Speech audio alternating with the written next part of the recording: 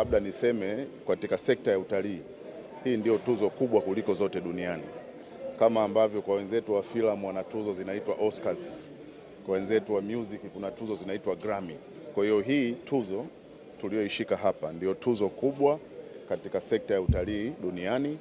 Kwa hiyo kutambulika kwetu ni jambo kubwa sana. Kwa hiyo niseme kwanza tuishukuru serikali yetu chini ya mama yetu, rais wetu Daktari Samia Suluhu Hassan, kwa sababu Mheshimiwa Rais na marais wengine wote waliopita wamewekeza sana nguvu zao kwenye uhifadhi, lakini pia kuendeleza utalii. Mnafahamu Mheshimiwa Rais alishiriki mpaka filamu ya Royal Tour na baadaye akashiriki filamu nyingine ya kuitangaza nchi yetu China inaitwa Amazing Tanzania.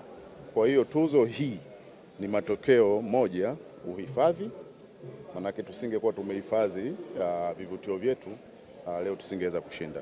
2019 kabla ya uviko, Tanzania idadi kubwa ya watalii wa nje ilifikia milioni 1.5, lakini ikashuka mpaka karibia 600,000, 800,000 baada ya Mheshimiwa Rais kuwekeza kwenye filamu ile na mikakati mingine ambayo tunaendelea kuitekeleza. Uviko ukaisha, Tanzania ikarejea, tukapiga kutoka 600,000, 800,000 tukaenda mpaka ile 1.5 milioni 1.5 ya mwanzo, na mwaka jana kwa takwimu zetu tumefikia watalii milioni 2.1 wa nje. Ukichangana wa ndani tuna jumla ya watalii milioni 5.3. Kwa hiyo sekta ya utalii iko vizuri, lakini kama nilivyosema uhifadhi pia umeendelea. Tanzania ina hifadhi za taifa 21, ina mapori ya akiba na mapori tengefu zaidi ya 50, ina misitu 464. Niendelee?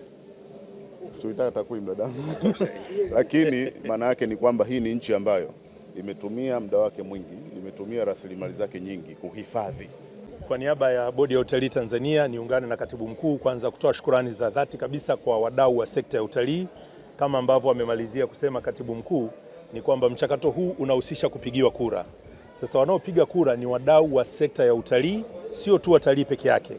Kuna wao wameiona Tanzania na vivutio vyake vya utalii, hasa utalii huu wa safari, kama kituo bora kabisa duniani. Kwa hiyo dunia imeiamini Tanzania, dunia imeiamini Serengeti na hifadhi zingine zote, na ndio maana tukapigiwa kura tukashinda tuzo hizi. Sasa wengi mtaanza kujiuliza tunaelekea wapi baada ya hapa.